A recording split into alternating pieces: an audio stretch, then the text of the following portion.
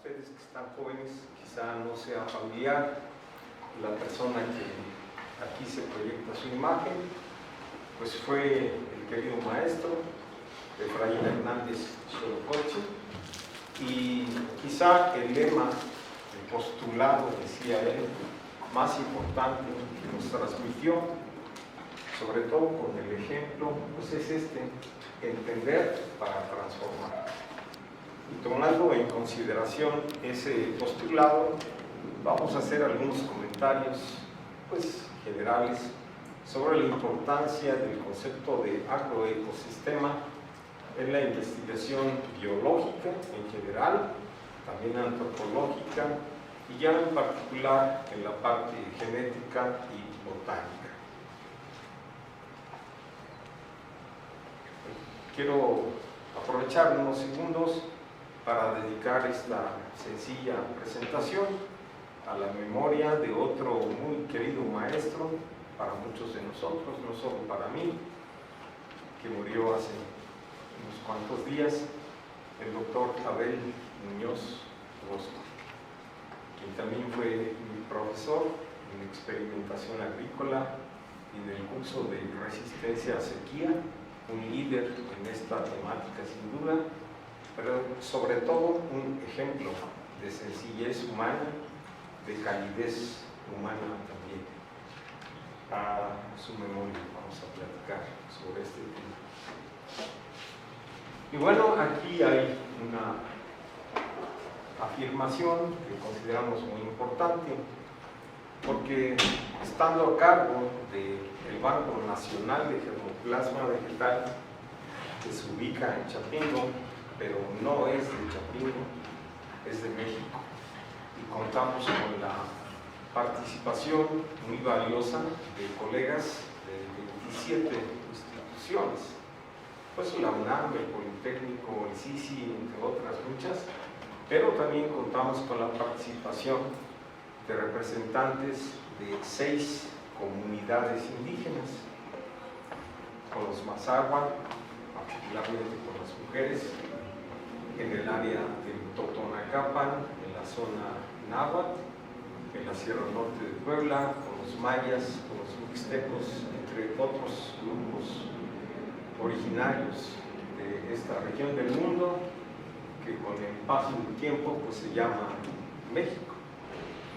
Entonces, quiero enfatizar como preámbulo a la explicación que haré, que los recursos vegetales son un subconjunto derivado de la intersección entre otros 3 conjuntos bastante complejos por sí mismos: la cultura inherente a la evolución de nuestra especie como seres humanos, los tipos de vegetación derivados de una muy larga evolución natural y, según el sistema de clasificación de los doctores Faustino Miranda y el propio maestro Hernández, son 32 todavía los tipos de vegetación existentes en nuestro país.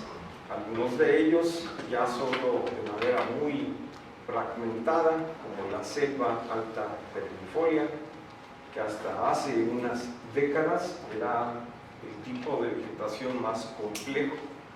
Hoy, según algunos investigadores, en particular ecólogos de la UNAM, por su complejidad, el llamado bosque mesófilo de montaña es el tipo de vegetación con mayor biodiversidad.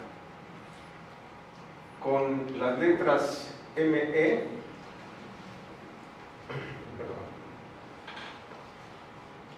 estamos refiriéndonos al medio ecológico para tratar de entender qué aspectos de este han influido y siguen influyendo en la evolución de las plantas y en la evolución de los seres humanos.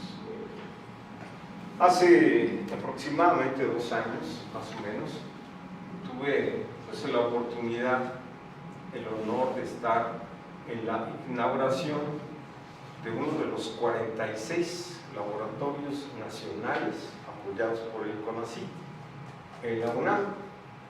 y ese laboratorio se llama Laboratorio Nacional de Ciencias de la Complejidad.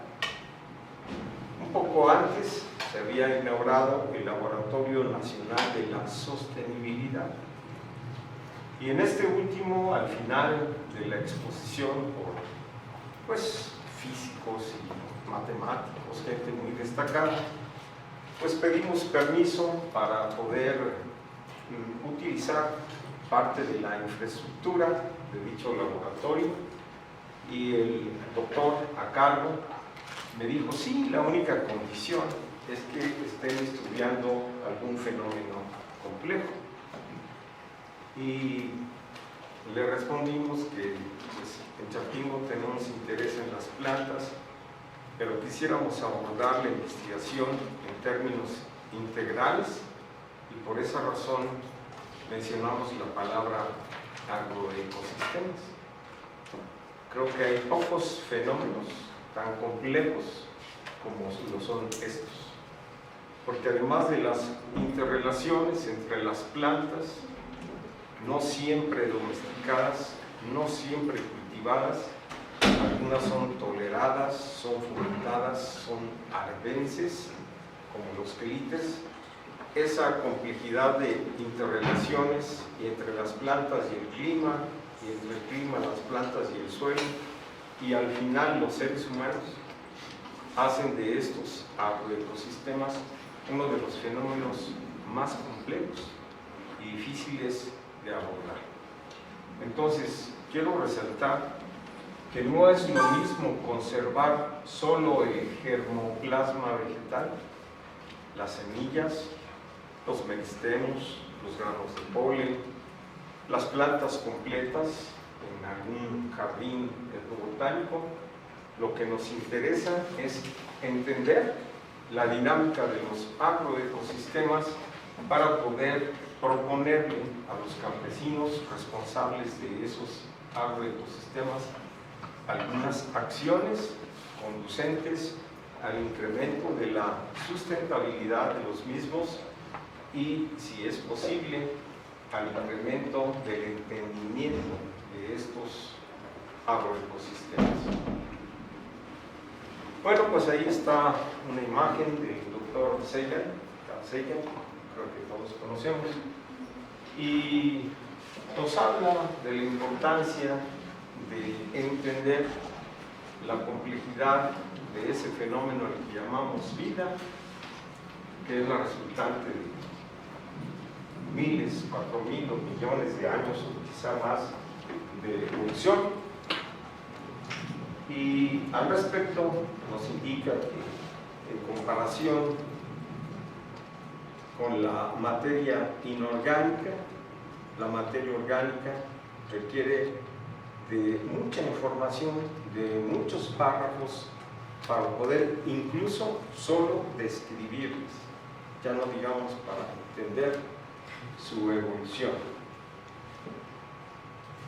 Y bueno, nos indica que la unidad de la evolución biológica es el gen, desde luego con todos sus componentes. Ahora se habla también de la epigenética, pero aquí lo que quiero resaltar es que la unidad de la evolución cultural son las ideas, y esas ideas tienen mucho que ver con uno de los 3 atributos más importantes que en el curso de etnobotánica siempre enfatizaba el maestro Hernández. Él decía, los seres humanos trascendentales se distinguen por un desarrollo armónico entre la llamada racionalidad, que tiene que ver con la inteligencia, lo cual es desde luego muy discutible, racionalidad, la sensibilidad, que es un atributo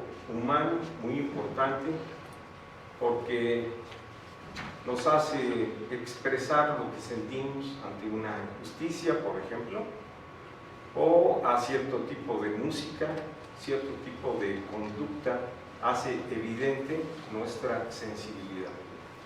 Y el tercer atributo es la curiosidad. Y esto pareciera muy simple, pero decía el maestro Hernández, sin curiosidad, pues no habría preguntas. Sin preguntas, no habría respuestas. Y sin respuestas, pues la ciencia no avanzaría.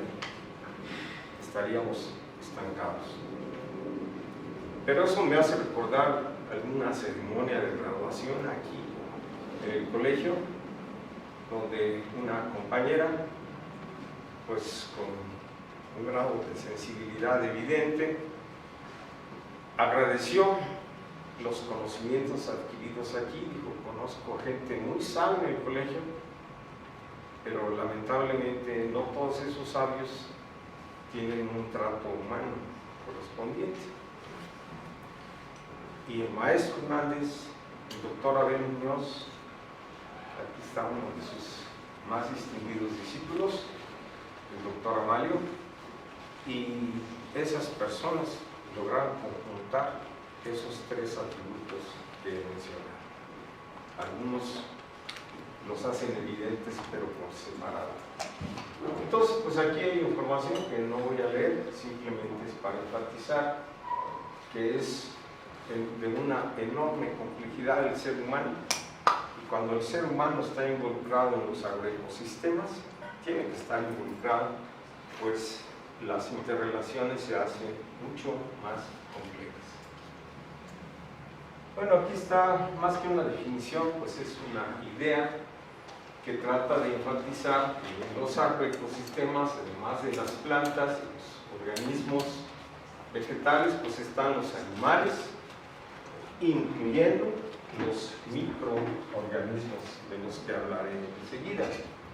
Esta es la portada de, bueno, para mí, uno de los más valiosos esfuerzos de un seminario que se llamó así, Agroecosistemas de México, contribuciones a la enseñanza, investigación y divulgación agrícola en México. Y vean que a la izquierda, aquí, pues está representado, quizá idealizadamente, uno de nuestros antepasados manejando una coa, y acá está atrás un coxcomat que no fue, sino que sigue siendo un banco de germoplasma en muchas comunidades indígenas, y eso hace evidente la racionalidad en el desarrollo de la agricultura por parte de nuestros ancestros. Y aquí a la derecha, pues es un tractor, aquí hay un fajo de billetes, y esto nos ilustra las dos perspectivas de la producción agrícola: verlo solamente como un negocio o verlo principalmente como una fuente para la obtención de diversos satisfactores. Esta discusión, que en parte se incluye en este libro, hace referencia, por ejemplo, a la enorme importancia de entender el valor de uso en términos mercantiles y el valor monetario exclusivamente. Decía maestro Hernández, si solo juzgamos a nuestros agricultores tradicionales, como don Maximino, con base en lo que obtienen de ganancia económica, pues son unos perdedores, como les llaman ahora. Pero si convertimos todo lo que ellos generan en términos del beneficio que aportan, no solo a sus familias, sino a la sociedad mexicana, en este caso, en general, pues son un ejemplo de trabajo. Esta fotografía la tomé hace unos 8 años, algo así, en uno de los viajes de estudio, y para llegar a la parcela donde está don Maximino, en el Totonacapan, pues a mi paso son un poco más de 3 horas.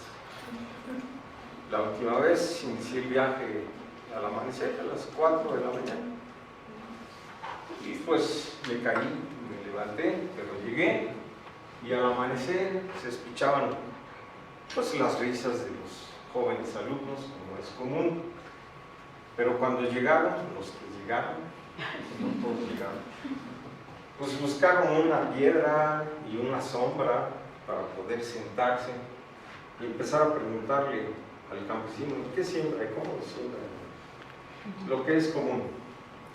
Pero lo que yo quiero decirles es que este señor, que ahorita tiene 82 años, sube a su parcela en ocasiones 2 veces al día, y con un enorme esfuerzo. Cuando él llega, apenas inicia su trabajo, y después de trabajar regresa con leña o con algún otro producto de su interés. Si alguien trabaja en este mundo, son ellos, los agricultores tradicionales. Estamos hablando de los agroecosistemas desde la perspectiva solopociana, o al menos eso intentamos, con todo nuestro respeto. Aquí está el doctor Moya, quien conoció perfectamente al maestro Hernández.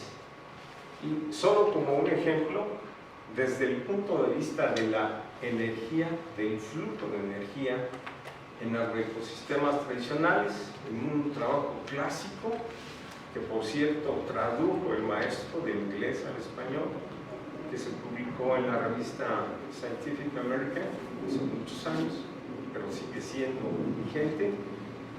Pues ahí Rappaport, un ecólogo, llegó a hacer una serie de cálculos y encontró que los indígenas Tsembaca, pues así se llaman, en Nueva Guinea, por cada kilocaloría que invierten en su agroecosistema, cosechan más de 20. En un estudio posterior, en la faja maicera de Estados Unidos, con los más altos rendimientos de maíz, 30 a 32 toneladas por hectárea, debido al uso de combustibles fósiles, entre otras cosas, pues hay una pérdida en promedio de hasta 14 kilocalorías.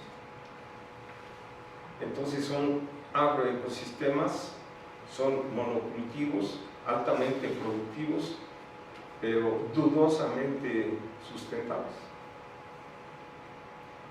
Y bueno, como dije hace unos momentos, si el ser humano está involucrado en este tipo de ecosistemas, pues tenemos que entender el concepto de cultura y el impacto que ésta tiene, que es muy diversa, en todas las actividades que se realizan en los agroecosistemas. Vamos a empezar por las plantas, y estos son los datos más actuales que nos presenta el doctor Villaseñor de la UNAM.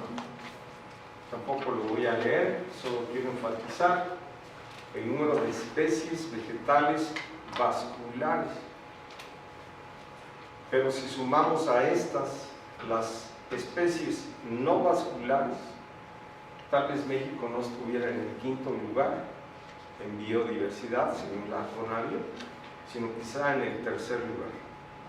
Pero más que el lugar que se ocupe, porque no son competencias, lo que importa es el grado de atención que estamos presentando a las plantas y al resto de los componentes de los agroecosistemas, con una gran cantidad de taxa endémicos. Y entonces, pues, a reserva de lo que ustedes opinen, el ámbito profesional de muchos de nosotros, como biólogos, como agrónomos, pues está aquí. Lamentablemente, la magnitud de este subconjunto, que es el de mayor utilidad, de mayor interés antropocéntrico, decía el maestro, se está restringiendo, entre otras cosas, por el avance de la llamada frontera agrícola. Tuve oportunidad hace menos de un año de estar en la selva lacandona en busca de algunas plantas muy importantes, hiperacumuladoras de metales pesados, y en el trayecto de Palenque a la zona de estudio conté 148 trailers con ganado para llevarlo al rastro de Villahermosa. 148 trailers, digamos en 6 horas por día, imagínense. porque la selva lacandona, en gran parte por ignorancia de nosotros, al menos los agrónomos, hemos propiciado la eliminación, la extinción de muchas especies que pudieran ser incluso fuentes de mayor beneficio para los seres humanos. Estuvimos con algunos de los indígenas de la región y veíamos el agua aparentemente limpia del río Lacanjá, pero ellos mismos nos dijeron, vinieron investigadores de la UNAM y nos dijeron que el agua está bonita, pero ya tiene muchas sustancias tóxicas, entre otras, metales pesados, incluso algunos mortales, si se acumulan en cantidad suficiente. Entonces, entender las causas, por eso el lema, entender para transformar, de esta disminución en este subconjunto donde están los etnorecursos, podemos decir que, dado que fotosintetizan las plantas, pues son recursos naturales, porque las conozcamos o no, nos beneficiamos de la fotosíntesis, en particular del oxígeno que nos proporciona. Pero los etnorecursos son aquellos a los que los seres humanos ya les hemos dedicado mayor atención.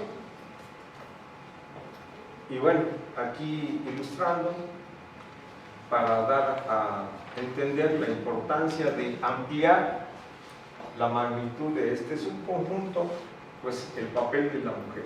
La mujer en el campo, además de atender el hogar, a los niños y hacer la comida, etc., pues en muchas ocasiones son quienes dirigen el proceso de domesticación vegetal, porque ellas son las que saben la importancia enorme de otros atributos diferentes al clásico rendimiento, que a veces es lo que analizamos los agrónomos con un análisis de varianza. Pero esta mujer, doña Carmen, en una reunión hace algunos años, donde un colega hablaba de que sus frijoles mejorados eran mejores que los frijoles de ellos, se levantó, ella es totonaca, y medio en español le preguntó, ¿y en qué tiempo se cuece su frijolito? Y el colega se quedó sin palabras, pero le estaba diciendo que el análisis de varianza. La señora se sonrió y en silencio se salió de la reunión. Como el colega quedó con la duda, después fuimos ya casi al anochecer con la señora y le dijo al compañero, es que miren, estaba escogiendo los frijoles para el día siguiente. Este frijol, el frijolito, se cuecen en menos de 20 minutos. ¿Me explico? Ahí está una interrelación entre un genotipo de frijol y el móvil conducente a la selección bajo domesticación de esos frijoles, que por cierto no es Phaceolus vulgaris, es Phaceolus dumosus, y en esta región se conoce como Xoyam. Y por esa razón el maestro nos enfatizaba la necesidad urgente de poner más atención no solo a las plantas cultivadas y domesticadas. Más o menos el 98% de la investigación agronómica, no solo de Chapingo, de la UNAM, de la NARRO, etc., se ubica aquí, de este lado. Y muy poca atención hemos puesto los agrónomos a las plantas silvestres, toleradas o fomentadas. Son cosas diferentes. Aquí estamos viendo una imagen de uno de los experimentos que hicimos para tratar de entender un poco los móviles que condujeron a nuestros antepasados a la creación del maíz y de las 68 razas que actualmente tenemos en México. hace poco se hablaba del 54, luego del 62, son 68. Tenemos la información al respecto. Entonces vean, sin cultura hubo y habría plantas, pero no existirían los recursos, los etnorecursos como el maíz. Sin cultura no habría maíz. Habría al menos 5 de las 6 especies del género SEA que actualmente se reconocen. 6 especies. Y mucho menos me ha hablado de la importancia en relación con la sustentabilidad de conocer los atributos, por ejemplo, a nivel de raza o de subespecie o de forma o de variedad. Y esto es muy importante porque, como veremos enseguida, pues hay muchos métodos para estudiar la biodiversidad. El índice de Shannon, el índice de Jacquard, la refracción, muchos otros.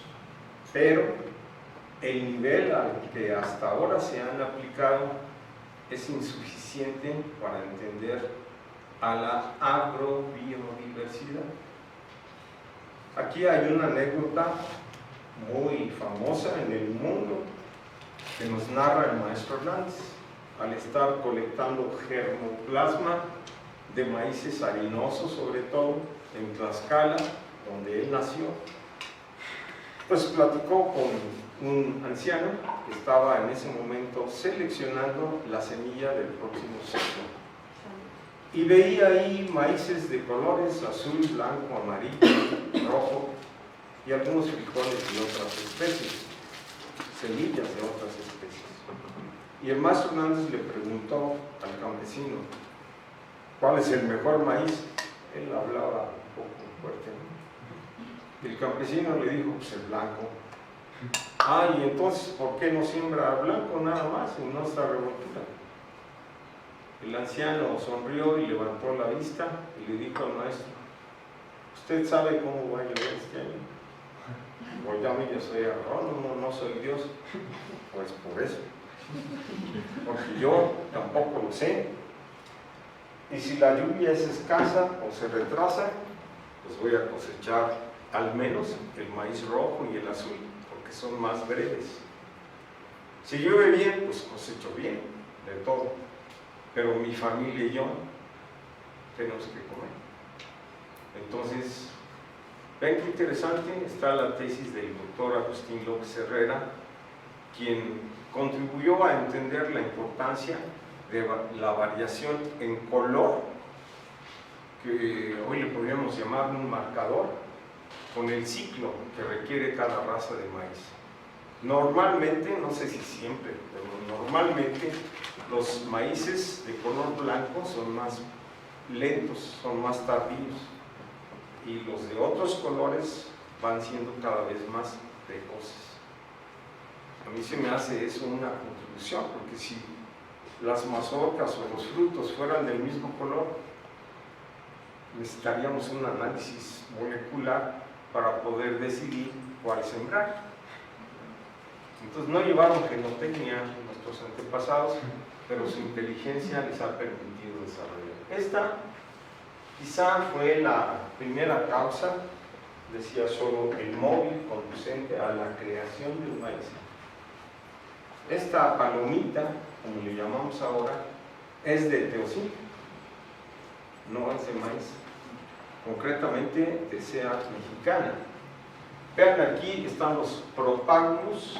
El doctor Engelmann es quien nos enseñó a conocer la morfología, la anatomía de los ancestros silvestres, y estos propágulos están integrados por dos estructuras muy duras, el raquis y la gluma. Con el paso del tiempo, para poder cosechar más frutos por planta, los frutos están adentro de esa cápsula dura. Entonces se necesitó incrementar lo que con el tiempo se llamó colote, que es un raquis, y poder propiciar la existencia pues, de más frutos por mazorca. Hoy sabemos, según datos del doctor Dubley, que hay un solo gen que participa en la existencia o la inexistencia de esa cápsula dura. Y esta palomita tiene 32% de proteína. Y las tortillas que también hicimos tienen el triple de proteínas en comparación con los maíces actuales.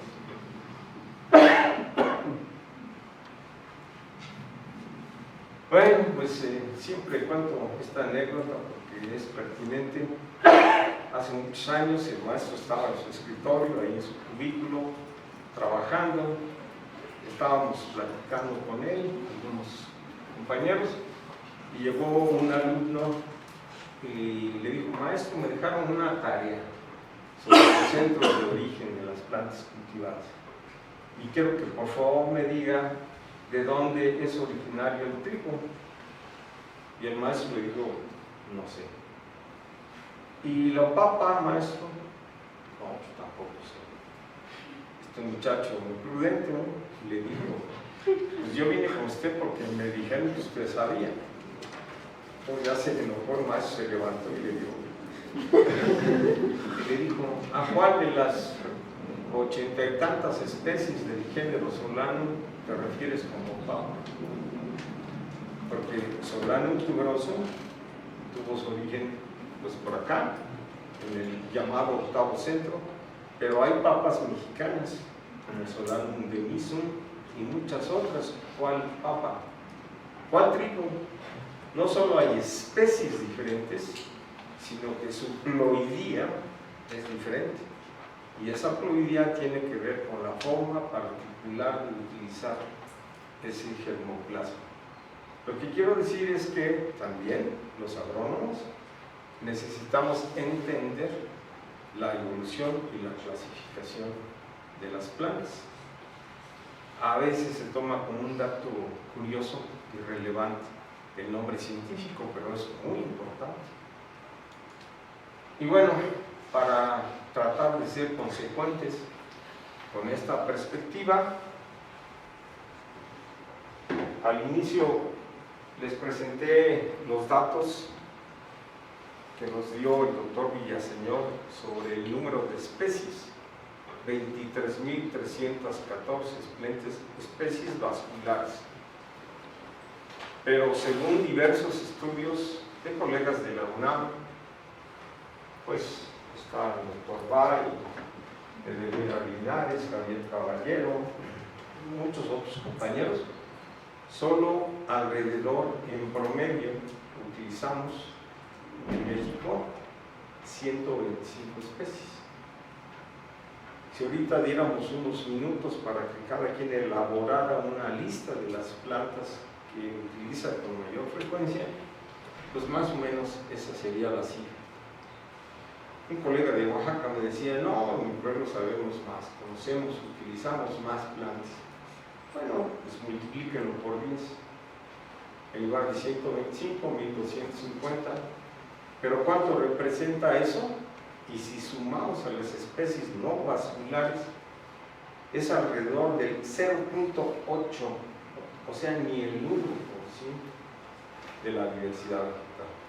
Lo que quiere decir es que como agrónomos, biólogos, cualquier otra especialidad involucrada con las plantas, no solo nos debe preocupar la conservación de esos taxa vegetales de importancia antropocéntrica, así de manera romántica, sino que nos debe de preocupar su conservación, demostrando su utilidad. Entonces, por ejemplo, tenemos algunas tesis sobre esa planta que se conoce como mala mujer. Siempre les digo que también hay mal hombre, ¿no? Para que no se molesten. Total, que es el género Nidoscus. Y esta especie en particular, una colega la ha estudiado y demostrado su importancia como alimento humano.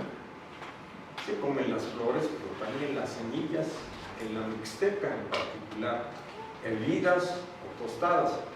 Ya sabemos que si tocamos la planta sin cuidado, pues eso no se va a olvidar, al menos en unos 3 días. Pero puede ser medicina, puede ser fuente de aceites, puede ser utilizada para la elaboración de las cercas vivas. Y las cercas vivas son muy interesantes, porque el campesino, cuando quiere introducir algo a su agroecosistema, pues necesita tener evidencia de la pertinencia de ese recurso en su lugar de origen. Entonces pone a veces plantas de lo que le interesa conocer para evaluar si la planta se adapta y si a él y a su familia le interesa el consumo de algunas de las estructuras en particular. Bueno, tratando de enfatizar la importancia de la taxonomía, según los colegas responsables de la página web que está aquí señalada, de Plantist, en donde están los colegas del Jardín Botánico de Nueva York, de Missouri, los colegas de Kew, actualmente, con base sobre todo en el uso de los marcadores moleculares, se distinguen 6 especies. Es decir, ya no se habla solo de reconocer morfológicamente la diversidad vegetal, sino a nivel de su genoma, que es lo que más necesita. Vean, esta es una mata, no es un tallo, es una mata con sus hijuelos, pero derivada de una sola semilla del teosinte. En el estudio que hicimos aquí en el colegio, pudimos contar hasta 1024 mazorquitas de teosinte en una mata. 1024. Desgranamos algunas mazorcas de los mejores híbridos y en atención a lo que indicó el doctor Jean Pernes, director del Instituto Nacional de Genética de Francia, pues de un lado de la balanza pusimos los frutos, no los propágulos, los frutos, sin esa cápsula dura, y del otro lado los frutos de esos híbridos. El rendimiento metabólico estadísticamente es igual, en lo cual se necesita entender, sobre todo para desarrollar, como dije, nuevos recursos vegetales que involucren lo que la gente en la Mixteca, por ejemplo, ha hecho, la selección in situ, ahí en el lugar donde las plantas han evolucionado. Bueno, acá está otra vez el maestro Hernández con un petate hablando del uso de las plantas. En su cubículo tenía una muy importante colección de instrumentos agrícolas y estaba haciendo evidente las diversas formas de utilizar a las plantas.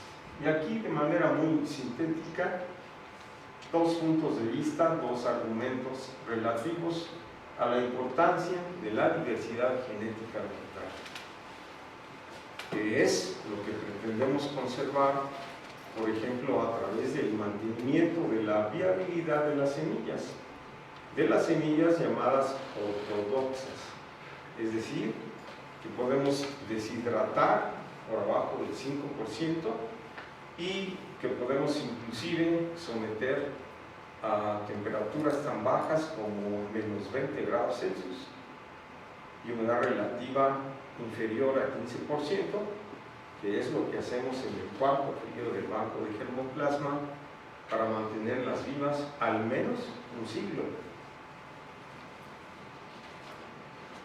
Y bueno, pues esta es una ilustración que nos muestra las consecuencias de la domesticación en México, diferentes especies del género Phaseolus, Lumosus, diferentes especies domesticadas de cucurbita, algunas como el chayote, que incluso no solo son recalcitrantes, sino que son vivíparas.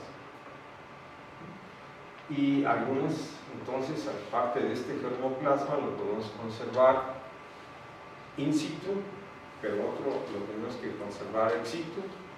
Y lo mejor, cuando a mí me preguntan cuál es la mejor opción, hagan todo lo que se pueda ex situ, in situ, o como le quieran llamar. Pero como dije, lo que nos interesa es no solo conservar el germoplasma. Por ejemplo, aquí el compañero Totonaco, muy orgulloso, nos muestra la vainilla, sino que nos interesa registrar, entender, evaluar y, si es posible, mejorar la inteligencia de las mujeres, de los hombres que participan en ese proceso que se llama fitodomesticación. Y este es un punto muy importante, porque para mantener vivo el germoplasma podemos utilizar muchas opciones, entre estas el cuarto frío, dije a menos 20 grados, pero no podemos meter la pintura al refrigerador. Eso quisieran algunos.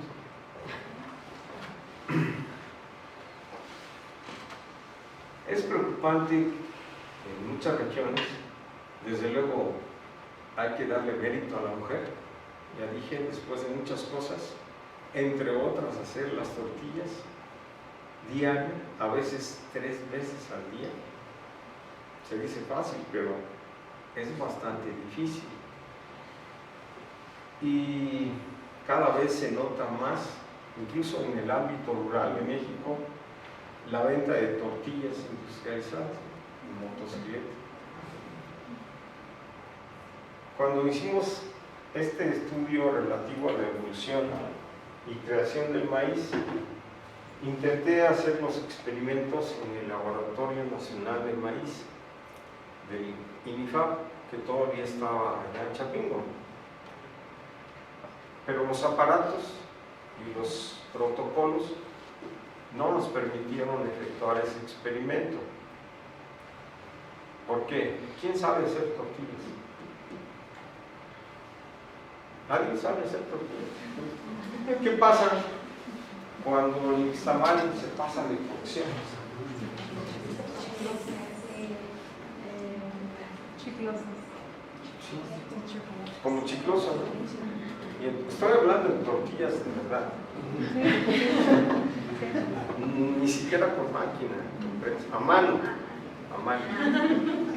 Entonces, si se hace chicloso ya no se puede aplaudir. Pues en Michoacán y en otros lugares, cuando la mujer está aprendiendo este proceso, si se distrae por alguna razón, pues tiene que terminar de hacerlas para que no se le olvide que cuesta trabajo. Total que como no se pudo hacer el experimento en el Laboratorio Nacional de Maíz, fui con doña Carmen, a quien les presenté una imagen previa, una indígena totonaca, mi maestra, entre otras personas, y llevé un costalito con frutos, no con propágulos, con frutos, con cariópsides de teocinto. Y le dije, ¿podemos hacer tortillas, doña Carmen? Fíjense la forma en que procedió ella. Metió su manita al costal, sacó unos frutos, los llevó a su boca, los mordió y dijo, su maicito está muy duro. Y yo dije, pues ya nos pudo hacer el análisis de mañana. Y entonces, pero guardó silencio menos de 1 minuto y me dijo, pero ya sé qué vamos a hacer. Me volvió el espíritu y yo le dije, ¿qué vamos a hacer? Dice, vamos a poner la lejía, o sea, el agua con cal, primero a hervir, y cuando esté hirviendo le echamos un maicito. Les juro, tenía yo el cronómetro y el teletermómetro y todo el asunto. En promedio bastaron 2 minutos 45 segundos para que estuviera listo el nixtamal con frutos del teocinto. El propósito de la nixtamalización es separar el pericarpio. hemos aprendido mucho de la doctora Griselda Vázquez, quien seguramente es la persona que más sabe sobre tortilla en términos científicos en nuestro país. Total, que salió un nixtamal, lo pasamos al molino, le dimos al molino manual, hasta el número de vueltas conté. Después de eso, doña Carmen puso la masa en el metate, y todos sabemos que el metate pues es una piedra y tiene una pendiente, y empieza aquí, empieza a jalarla hacia arriba, la masa, y luego otra vez de aquí, con su mano, define si ya está lista, si tiene la textura adecuada para empezar a flamearla. Y yo no conozco ningún aparato moderno que sea, que tenga la sensibilidad de las manos de la mujer de campo para que diga, ya está. Se requirieron en ocasiones hasta 4 pasadas, lo cual es un enorme esfuerzo, pero lo logró y empezó a conformar, a manufacturar las tortillas y a colocarlas pues sobre el comal hasta se inflaron. Tengo un video al respecto, y bueno, pues fue muy emocionante, inolvidable esa experiencia. Otra vez, ahí hay muchas interrelaciones culturales. Y aquí tenemos una ilustración de un agroecosistema milenario en México que es manejado bajo roza, tumba y quema.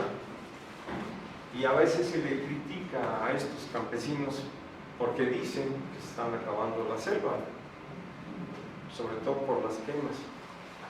Pero Sciolo, con su manera típica de hablar, decía: pues mientras no se invente un sistema de levitación, pues hay que entender lo que el campesino hace. Y en este agroecosistema en particular contamos 46 especies en un ciclo agrícola. Nada que ver con los monocultivos, desde arbences hasta especies domesticadas. Y tuvimos oportunidad de participar en un proyecto durante 9 años con colegas de Kew, de Job, de Wageningen, de Embrapa, en Brasil, de Guatemala, etc. Y en el laboratorio de Wageningen se hizo esta interpretación, y vean que el genotipo mexicano se separa de todos los demás. Estos son altamente tóxicos de Jatropha culcas. El interés era obtener aceites para producción de biodiesel, pero este genotipo ha sido domesticado para alimentación humana, las semillas tostadas, y entonces o no tienen, o el nivel de presencia de las sustancias tóxicas, las ursinas y los ésteres de formol, casi no se encuentran aquí, y lo han consumido durante siglos. Los holandeses estaban necios en que eso era imposible, y pues les demostramos con el consumo de algunas semillas de este genotipo previamente tostadas. Otra vez, necesitamos datos empíricos, pero también datos de este tipo para poder entender lo que está sucediendo. Esto es una ilustración del uso de plantas aromáticas para poder entender pues, la importancia de especies silvestres para extraer aceites esenciales en la región Mazagua. Otro aspecto que habría que desarrollar es el de agroecosistemas a nivel de huertos familiares, que es todo un laboratorio muy interesante. Aquí están parte de esos microorganismos que comenté. Estos son los colémbolos, y en esta parcela, en una comunidad náhuatl que se llama Chicoacincuautla, encontramos algunas especies del género Salina. Y resulta que aquí, en este lugar, en este agroecosistema, estos colémbolos son los principales agentes humidificantes. Y si le echamos ahí los fertilizantes comerciales, pues los matamos rápidamente. Entonces, disculpe, doctor, el próximo profesor nos está esperando. para clase, bueno, Sí. termino diciendo Una que disculpa. sin conservación no se puede hablar de sustentabilidad. Pero insisto, ¿conservación de qué? Del germoplasma. Esta es una fotografía del banco allá en Chapingo, pero también necesitamos conservar las sabidurías de esta gente. Muchas gracias, profesor.